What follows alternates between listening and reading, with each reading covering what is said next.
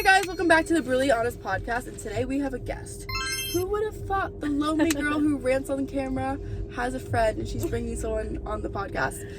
This isn't just a regular guest. This is my childhood best friend. And there's something so special about Cadence in our relationship because we've known each other since literally middle school, and now we're adults. And when you can be friends with someone for so long, it's just such a rare type of friendship that's so nice to have. Yeah, 100%. Yeah, when did we meet? I feel like we knew each other in middle school, but we weren't friends. We just always knew of each other. We grew up in the same hometown. We had the same background. We've seen each other's lowest points. We've seen each other's families. We've seen each other's childhood homes, and it's just so cool when you could have someone like that and bring them into your adult life. 100%. What is that like for you, having a childhood friend, as we're evolving into adults? Because we keep talking about adult relationships and how it's the hardest thing to maintain, and it's not the same as relationships in high school. No, and I feel like a lot of people can't do that. Not everyone has a friend that they've had since childhood that weren't put together by family. We just met. We're keeping the friend. We met through social media kind of, because she was recording one day in high school, and I was crazy. Let me make videos with you, and that's literally how we started talking as friends. It's so insane, the things you do as a kid, or the things that you enjoy sometimes, how it can escalate into your true passions or your main career as an adult. I was just a girl messing around with a vlog, and I found you through wanting you to be my vlog, and then you fucking killed it on the vlog. Also, we can cuss on this channel.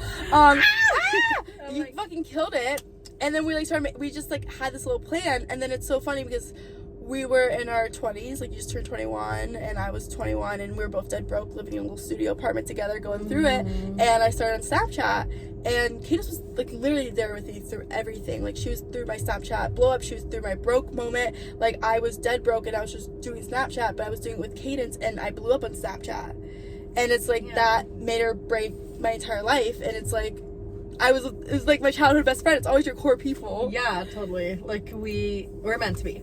Yeah. As best friends, we're meant to be. It's so cool how things just come together. When I feel there's stuff that's just written in the stars in a way, where social media is just always gonna be part of our lives. Kate just started doing Snapchat with me, and now she just got a viral Snap story, and it's just we're in this environment we created together, and you pick up on social media so well. How's your experience with getting into social media and your relationship with it? All the ups and downs, I feel it's just all motivation.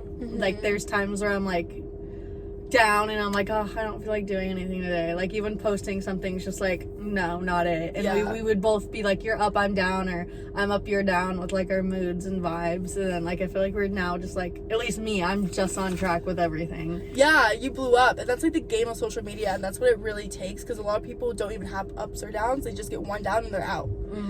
We understand the consistency and the flow and the grind and the struggle. It took years. It's not a thing that was in a month. It literally took years of posting. Dude, just from these 2 years of us getting Snapchat down, you finally got your own viral stories on your own through your own strategies, and that's the game of social media, where it's some people make it 10 years later, and it's really is a patience and a wait game, and it takes a certain type of resilience that a lot of people can't do. Yeah, no. You're understanding it, and it's so cool seeing you evolve with your social media brain, because I got a head start at 15 with my brother. I was just filming with him, so I had to learn the ins and outs and how it takes way more than just a year, and you have to be okay with 3 years of no success and then finally getting one viral thing. Yeah.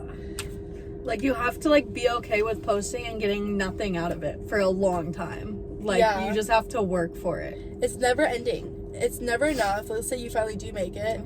Oh, my Tesla almost done charging. We're 9 minutes. Yeah, we have 9 minutes. I'm showing Candace the Tesla. I had her come and charge it with me. I'm trying to convert her to a Tesla user, because everyone shades on Teslas. But then they get in them and they're I want one. I'm kind of liking it. I was a big hater. Everyone's a hater. I was a huge They hater. all start off as haters. They all start off of Tesla haters, and then they buy the one themselves. No, I kind of like it. They all say the same thing. Oh, I just have an engine.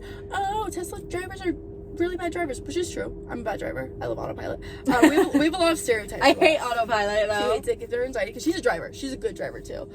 But yeah, me and Cadence, it's just so fun seeing our different arcs in our friendship through going into adulthood together. Like, we'll have eras where, like, we just need to give each other space, and it's literally not to do with any of each other. It's just, like, our own personal stuff, and we can do that so well, where it's like, okay, you have space, I'm not going to take it personal, and you just grow. And that's how I think you can maintain a, like, relationship. Not taking anything personal is like the biggest thing you can do. Not taking anything personal and communication We have are like really the good, biggest thing. Like, we don't even get in fights, and when we do, we just sit there and talk it out. Yeah. And then it's done. It's not like we're screaming or arguing or like anything like that. It's like, oh, I disagree with what you're saying. Let's talk it out. Like, that's like the best thing you can do. Literally, we locked it down. Like, we are like the friends who constantly work through themselves and their stuff, and that's why we've been able to do something that I don't feel like people can commonly do with friendships, where they can openly communicate things or not take things serious or know their boundaries or their limits. Like, I know your fucking boundaries, you know my limits.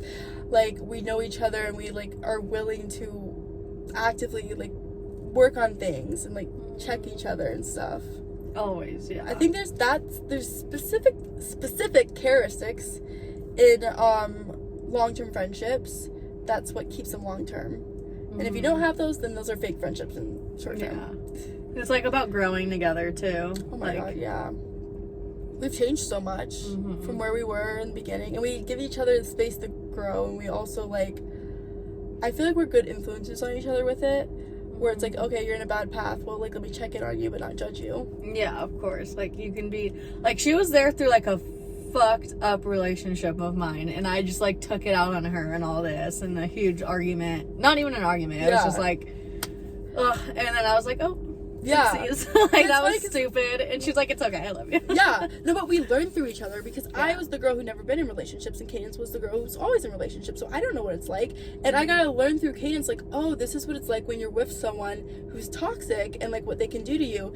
And like, I could have taken it as, why is she like this, because of the, like, I wouldn't even think of it as like it's because of her relationship. And you know, some people can just see things just so like for what it is, like, oh, someone's in a bad mood, it must be because that they're just like that. But no, like, we're able to like take each other's life situations and like learn things about it. Yeah, and I feel like there's a big difference, because I feel like some people are like, oh, like, there's a difference between being like a pushover and like understanding and like knowing your boundaries, because there's a part of it where it's like, oh, well, you're just like letting your friend bitch you, and then you're like, no, it's okay. Like, totally the opposite of what that is. It's just like understanding and talking through things and boundaries. Yeah. And all of that. It never like blaming the other, like immediately getting mad at them and just like seeing all sides, because you look stupid. Because I had a moment in my life, since I'm a later bloomer than Cadence, where I did eventually get into relationships, and I got into a toxic relationship, and I started to act batshit crazy, and because I didn't get all